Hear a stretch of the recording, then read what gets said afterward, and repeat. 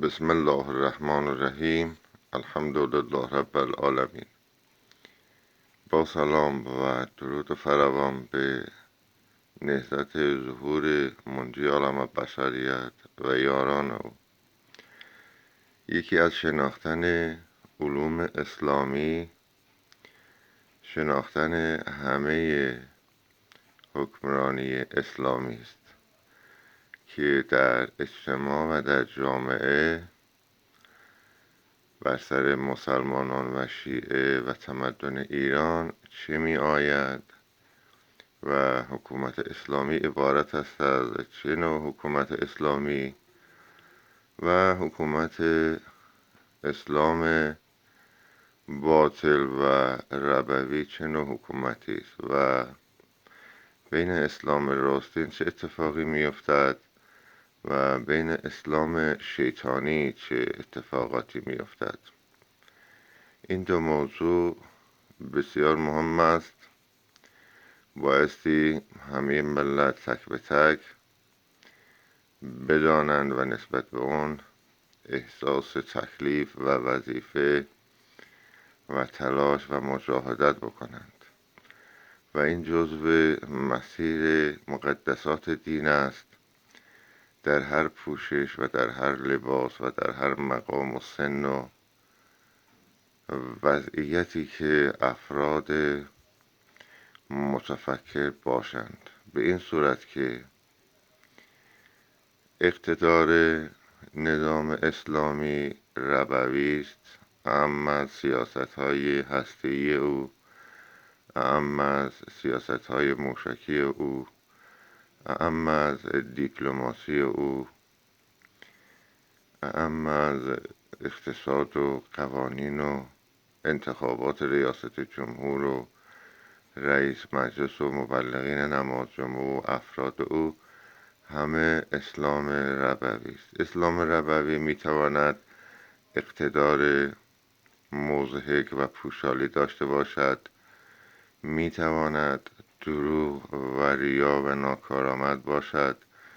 میتواند مفسد و بوقلمون صفت و ریاکار و دزد و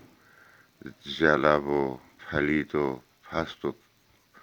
پشت باشد، میتواند دروغگو در مقدسات باشد و با همه ارکان اصلی دین اسلام تعارض پیدا کند، با اربعین، با ظهور امام زمان و اینها مبلغینی دارد در صدا و سیما و منبر و جای جای فضاهای مجازی از یک اسلام کثیف ربوی و حیوانی و غیر انسانی سود میبرند. سود اینها سودی است که حاکمیت مثل یک دیوی است وحشتناک، در اطلاعات مفسد، در روحانیت مفسد، در ریاست جمهور پست و پلید و پشت مفسد و همه ارکان و دوایر این نوع حکومت ها اقتدار ناکارآمد دارند، برای اینکه اقتدار اینها جنگ و صلح و آتش بس را غریزتاً نمیفهمد و راهی برای اون از نظر کسب تکلیف اوامر دینی ندارند. به همین صورت ناتوان از مهار تورم هستند، ناتوان از مهار مفاسد قاچاق، مفاسد نفت، مفاسد سیاسی، مفاسد دفاعیات و ایدئولوژی اینها ایدئولوژی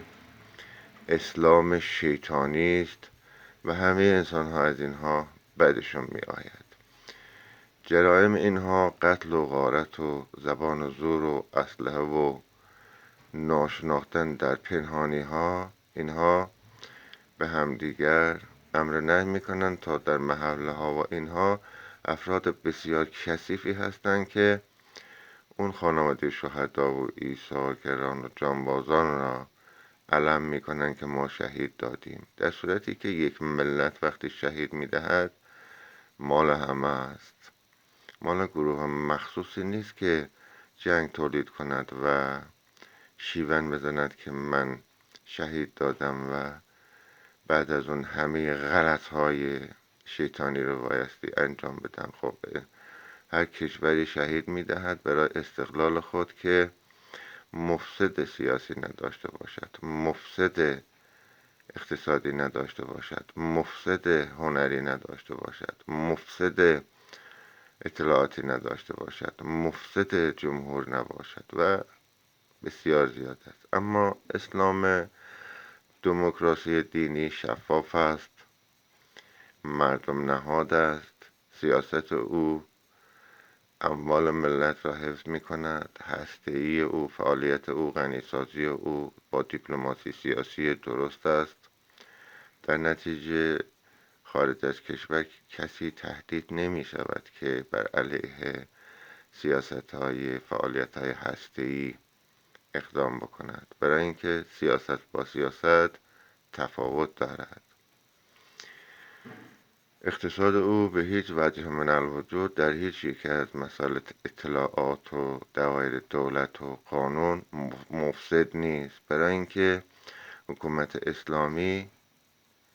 نگهبان حفاظت اموال مردم است و دادگاهی دارد که دنبال این میگردد که یک مفسد اقتصادی پیدا بکند، یک مفسد سیاسی پیدا کند، یک مفسد هنری پیدا بکند، یک مفسد فرهنگی پیدا بکند، یک مفسد شیطانی پیدا بکند و دادگاه های انقلاب از این قرارند. اینها اصلاحات و پاکسازی می شود. بعد از آن اخبار و هنر و اطلاعات بدون سانسور است، با واقعیت های اصل اسلامی، با واقعیت های دقیق به سمع و نظر ملت برساند. بعد آزادی بیان هست، بعد که این بسیار است، بعد شفافیت هست و تمدن سازی نظام اسلامی قدرتی دارد که مهار تورم می کند، مسکن سازی می سازد، کشور را سرمایه دار می کند و کلا از هدر رفتن و تخریب تجزیه کشور ممانعت می کند و اون استقلال رو قدرت می بخشد. وقتی کشوری استقلال خود را قدرت بخشید، اقتصاد او قدرتمند می شود، دیپلماسی و سیاسی او را با تغییرات قدرت می گیرد. به علاوه اینکه هیچ ظلم و جور و ستمی در حق ناموس، حیثیت، شرف، حجاب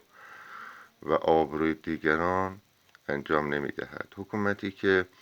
شیطانی باشد تبلیغاتی دارد برای از بین بردن حجاب دیگران، از بین بردن آبرو و شخصیت دیگران. اون حیوانی که تصور میکند دین به او این اجازه را میدهد که به هر نحوی در فضای اجتماعی آبروی خصوصی دیگران را ببرد، اون خودش آدمی است که دین را به جز حیوانیت چیز دیگری نفهمیده است، برای اینکه دین به هیچ وجه من الوجود در هر شرایطی، در هر وضعیتی اجازه نمیدهد که شما در آبروی خصوصی دیگران دخالت داشته باشید. بنابراین